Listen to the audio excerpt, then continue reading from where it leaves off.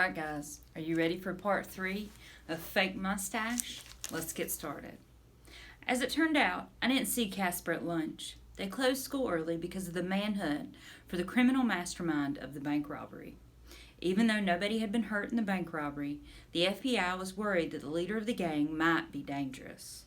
He had instantly become the second most wanted criminal in the United States, behind that lady who stole the president's underpants last year. So the FBI agents and the police and the canine squad were searching all over Hairsprinkle. My dad wouldn't let me get out of the house to go see Casper. I tried texting him, but he didn't write back. I just couldn't figure it out. Could Casper really be a bank robber? A $1 billion bank robber? It sounded crazy, but every single clue matched. I decided to tell my mom and see what she thought. "That's crazy," she said. "Look at this picture in today's paper." She showed me the picture, a fuzzy still from footage taken by the bank security cameras. "It looks exactly like Casper with a mustache," I said. "But Casper doesn't have a mustache," Mom said. "He's just a little boy." Actually, he's a slightly tall boy, and he does have a mustache. A fake one. "Well, I think I know the difference between a fake mustache and a real one, and the bank robbers is real. Just look at it," Mom said. I looked at it again. It did look completely real, but then again, so did the Heidelberg handlebar number 7. Thursday, October 29th, 5:30 p.m. Dearest Lenny, man, did I get lucky today. When they closed school, I didn't have to go to math class, which was good because I hadn't done my math homework because I was busy last night. I think I'm going to be busy again tonight, so hopefully they'll keep school closed tomorrow and I won't have to do the oral report on the Electoral College. Fingers crossed. I remain as ever, your faithful friend, Casper. The next morning, Good Morning Hairsprinkle reported that another bank had been robbed. A big government bank, the Hairsprinkle Federal Gold Reserve. They were showing the same film clip over and over. It was from the bank's security cameras, and it showed a gang of school librarians breaking down the doors and knocking out the guards with ninja moves. Then a short, mustachioed figure in a suit strode in and ordered them to blow the vault door off with dynamite and load the gold bricks into book carts. Actually, you couldn't tell they were school librarians from watching the video, but they were all arrested afterward, and the police discovered that's who they were. One of them was Mrs. Minnick, our school librarian. Just like the accordion players, none of the librarians knew where the loot had gone or who the mustachioed man was. The Hairsprinkle Federal Gold Reserve reported that $2 billion in gold had been taken. They said it would have take 14 big tractor trailers to move all that gold. Later in the morning, Move You Right Movers called the police to say that they were missing 14 big tractor trailers.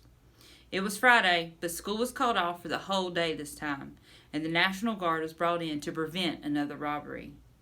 My sisters and I had to stay inside all day, and by supper time, they had just about driven me crazy. So after supper, and another episode of the Jody O Rodeo Shodio, I convinced my dad to let me go to Casper's house. He insisted on driving me over, even though it's only 3 houses away. Along the way, we passed several tractor trailers driven by what appeared to be children's party clowns. My dad dropped me off at Casper's and made me promise to phone him to pick me up instead of trying to walk home. "Remember," Dad said, "there's a mad genius criminal mastermind on the loose, and you never know where it might be." Actually, I was fairly sure that I did know where the mad genius criminal mastermind was, but I didn't tell Dad that. I rang Casper's doorbell. "Oh, you're just as welcome here as you can be, sugar," said Dolly Barton's voice. A few moments later, Casper's mom answered the door. She was carrying what appeared to be a 3-foot-long diseased carrot, and she had a hatchet in her hand. "Hey, Lenny, what's up, dude? Casper's in his room. Supper will be ready at 9:30 if you want to stay." No thanks, Tammy," I said. "I already ate." I went up the stairs. Casper was in his room, putting on a suit, but I noticed it looked slightly different from the one he had brought on our trip downtown. How do you like the pinstripes, Lenny?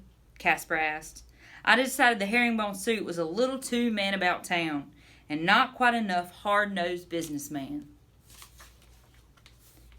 I couldn't think of anything to say because just then I was looking at the rest of the room. The chair, his bed, and almost every bit of space was piled high with gold bricks and bundles of $10,000 bills. There was no place to sit down. Red, the salesman at Chauncey's, remember? He gave me another cravat. Honestly, I don't need two. Would you like it? No, I wouldn't, I said. Listen, you've got to tell me what's going on. Did you rob the Federal Gold Reserve? What Federal Gold Reserve? He said. The Hairsprinkle Federal Gold Reserve that got robbed, I said. Really? Casper asked. Yeah, really. It's all over the news. The national news. Huh. Well, you know we don't have a TV, so I didn't see the news. Just then, the voice of Johnny Cash came floating through the house. Welcome to the house, man. Then Casper's mother hollered up the stairs. Casper, there's a limo driver here for you. Shoot, Casper said. I have to put the mustache on in the car, said Casper, placing the Heidelberg handlebar number 7 in his suit pocket, along with the bag of spirit gum. Sorry I don't have more time to talk. I've got to get to school skate night down at the roller rink. The roller rink closed last year, I said, and you never went to school skate night anyway. Wish me luck, he shouted, and he took off down the stairs. Did you do it or not? I yelled after him. He didn't answer. When I got outside, his limo was racing away down the street. I flipped open my cell phone and called my dad to come pick me up. Then I called 911. Hairsprinkle Dispatch, said a voice really fast but also bored. Yeah, I know who the bank robber is, I said. Let me put you through to the FBI tip line, it said even faster and border. This time I got a recording. The FBI is searching for a short man about town with a handlebar mustache. If you know any short men about town with handlebar mustaches, please rat them out at the tone. Beep. Yeah, I said, I know who the bank robber is. His name is Casper Bing, and he lives at 3414 Sprinkle Street, East Hairsprinkle. He's got all this money and gold in his bedroom. Suddenly I started to feel really bad for turning in Casper. I mean, he was my best friend before all this started, but then again, this was big. Not like the time he stole the thing that Mrs. Campbell uses to line the football field. Come quick, I finished and hung up. Yes, I had done the right thing, I decided. Maybe then I wondered if Casper would ever find out that I was the one who turned him in. I worried about it all night, whether I should have done it and what would happen when Casper was arrested, and how mad he would be if he found out it had been me.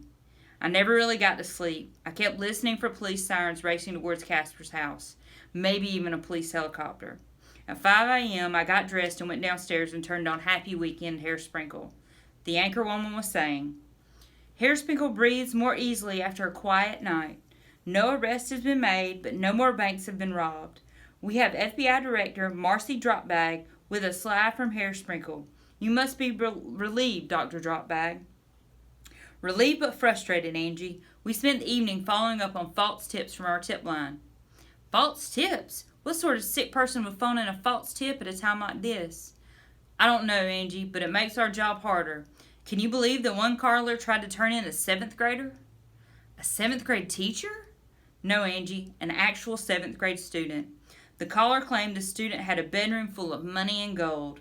We checked it out and, of course, found a typical messy bedroom full of smelly clothes and presidential action figures, but no gold or money. Director Dropbag, may I ask, did the 7th grader even have a mustache? Of course not, Angie. He did have a suit, but it was more of a hard-nosed businessman suit than a man-about-town suit. It was nothing but a waste of time and resources for the department. I'm sure all our viewers were hoping you can trace the call and severely punish the person who made it. I wish we could, Angie, but there was some sort of glitch with the phone system, and that information wasn't recorded last night. But I've been told that it has been fixed, so if any more jokers are thinking of calling, I'd like them to know that I will personally track them down and destroy them with great pleasure. Well, thank you very much, Director Dropbag. And thank you, Angie. Actually, my name isn't Angie. It's Nancy. Sorry, Nancy. That's okay, Director Dropbag. call me Marcy. Marcy, are you ready to share your recipe for triple chocolate brownies? We'll have to find out what happens to Casper and Lenny next week.